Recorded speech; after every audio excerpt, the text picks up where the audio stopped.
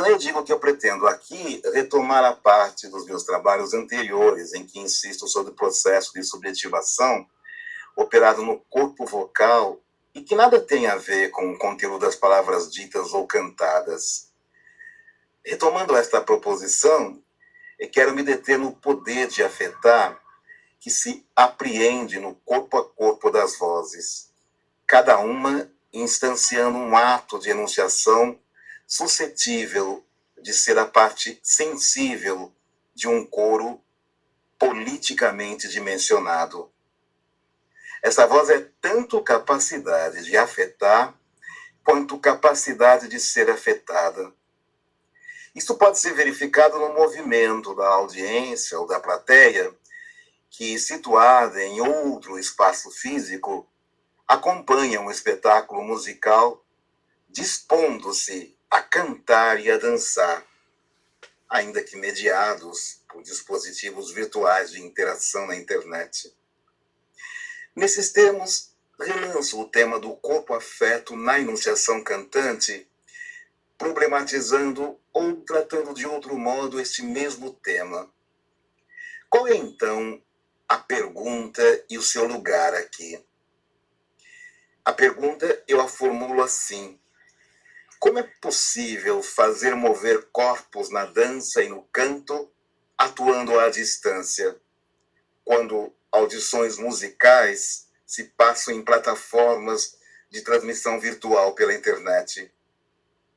Importante que eu logo advirta, não estou inventando a roda, já que esta questão é muito levantada, não só no que diz respeito a espetáculos musicais e teatrais, mas inclusive nos dilemas para a transmissão de atividades de ensino e eventos universitários.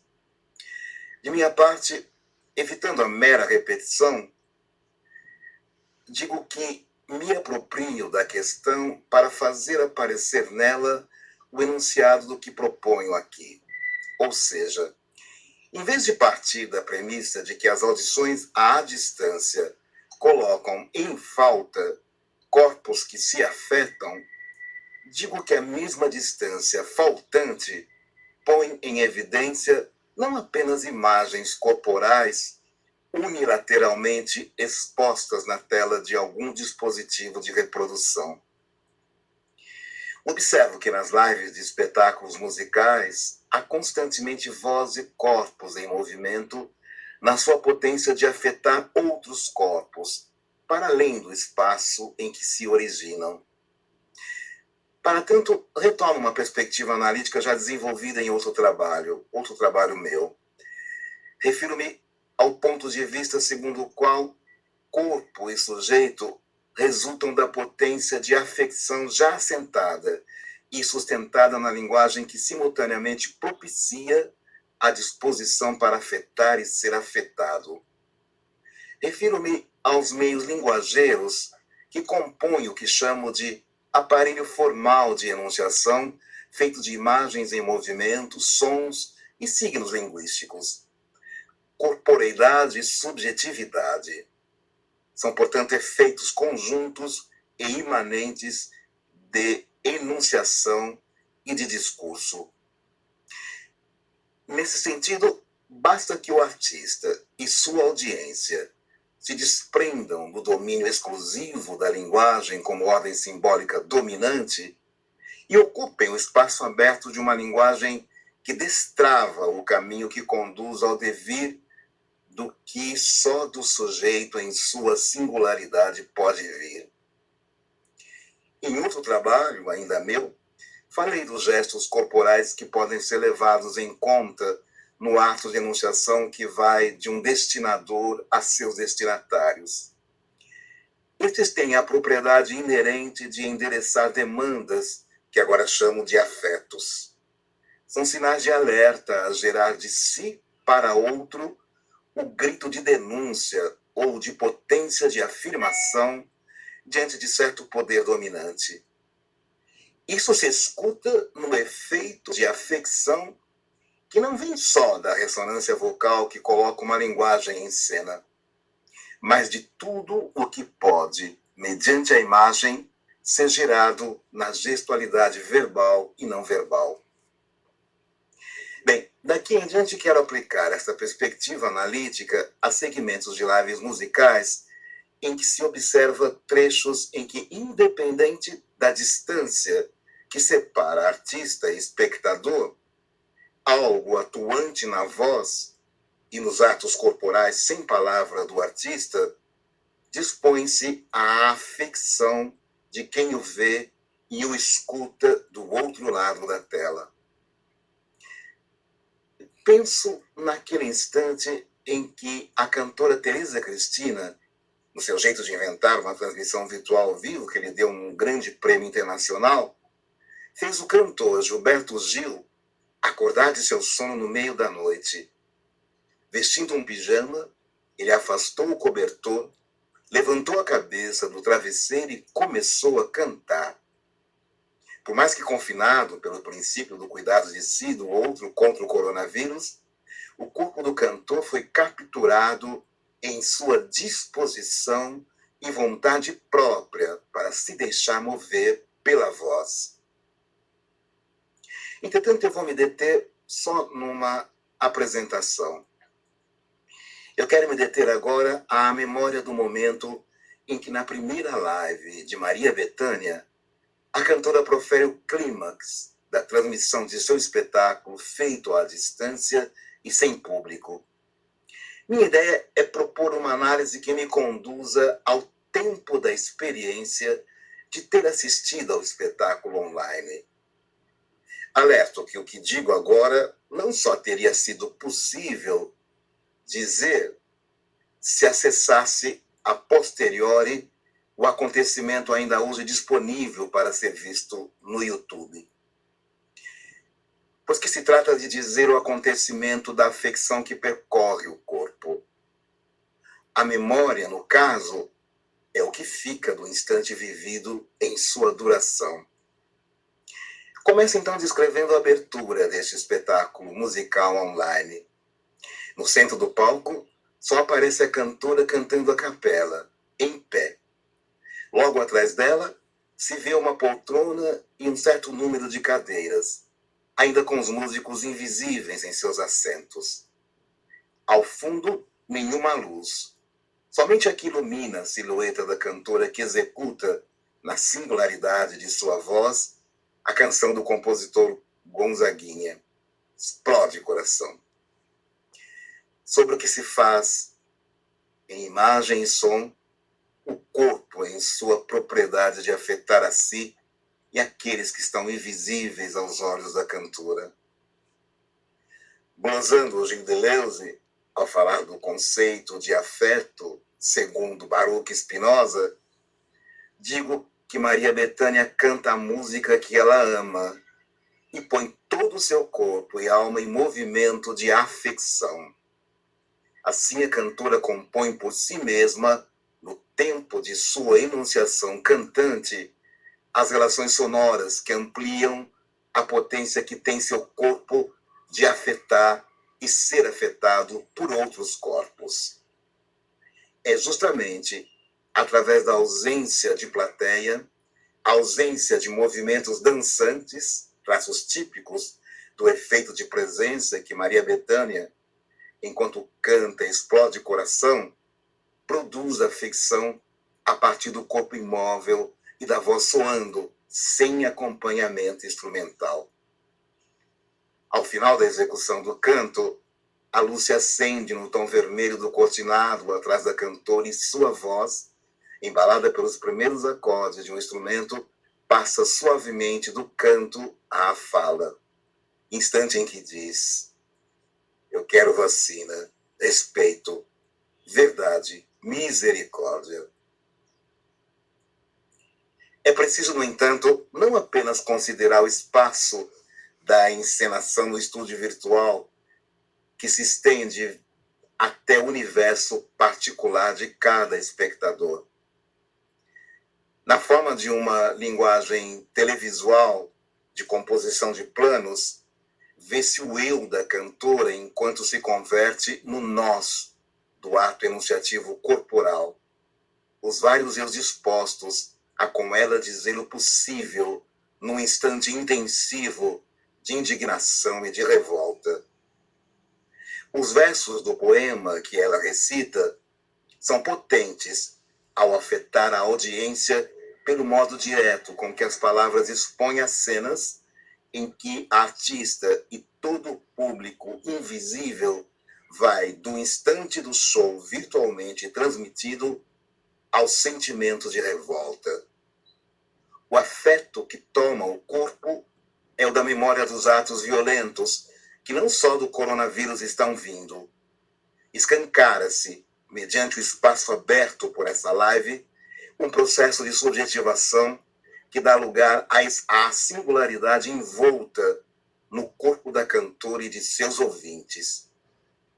De atos enunciativos com e sem palavras, se faz o possível como condição da emergência de urgentes bons encontros entre corpos que não cessam de multiplicar mutuamente a força que de um, a do artista ou a da artista, propicia o de todos. É disto que se faz o funcionamento próprio do tempo síncrono, aberto numa duração volátil, em que corpos múltiplos se interafectam. É imprescindível considerar também que no evento espetacular montado para exibição em plataformas de internet, a relação simbólica entre espaço cênico e o espaço da plateia fica difratada. E o espaço da audiência, por sua vez, se fragmenta em universos irredutíveis e fisicamente invisíveis uns para os outros. Por isso, para o que quer expor aqui sobre corpos mutuamente afetados, o tempo de fruição do espetáculo é de suma importância. Refiro-me ao fato de que os indicadores sonoros e imagéticos do que se passa durante uma transmissão pela internet são contemporâneos em relação ao tempo da enunciação do artista e ao tempo de sua audiência invisível. O evento até pode ser visto depois, só que o depois traz nele outra temporalidade que já não é a do acontecimento enunciado como ato feito no tempo que é o eixo axial da sua realização. O evento a ser visto depois será sempre da ordem do acontecimento possível, não do concretamente em ato na instância de sua realização. Visto depois, este acontecimento se torna, no momento em que é evocado na memória feita em arquivo, o agora passível de ser outra fonte de afecção.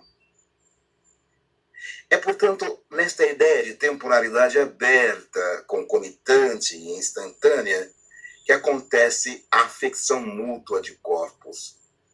O tempo do ver e fazer de ambos, audiência e artista, deve necessariamente coincidir no esquadrinhado, numa só constância temporal.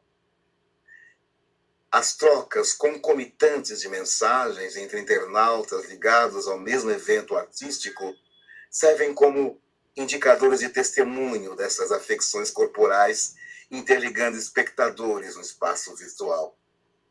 Todos confidenciam suas emoções, ao mesmo tempo, embora em espaços diferidos. Este tempo amplamente sincronizado é o que se registra como memória da disposição corporal a afetar e ser afetado em certo instante. Recorro de novo a Gilles Deleuze, que destaca o que se passa no ato de uns interagir com e através do outro, abrindo para o funcionamento da capacidade de afetar e ser afetado em um só tempo de enunciação, cantando, dançando ou falando. Cito Deleuze. É de toda a arte que seria preciso dizer. O artista é mostrador de afetos, inventor de afetos, criador de afetos, em relação com os preceptos ou as visões que nos dá. Não é somente em sua obra que ele os cria. Ele os dá para nós e nos faz transformarmos com ele. Ele nos apanha no composto. Fim de citação. Há nesta aparição a providência dos constituintes de uma linguagem audiovisual capaz de afetar em tempo síncrono o que já está dado aos espectadores como disposição imanente ao ser de cada um para de corpo inteiro se deixar mover. Importante ressaltar que se trata da afecção mútua nos termos dos bons encontros, no sentido de Spinoza, ou seja, dos encontros entre corpos em que um e outro soma suas respectivas forças, dilatando a potência que faz cada um existir. Isso vale também para as alianças que interceptam em um e outro corpo forças que subtraem e produzem paixões tristes.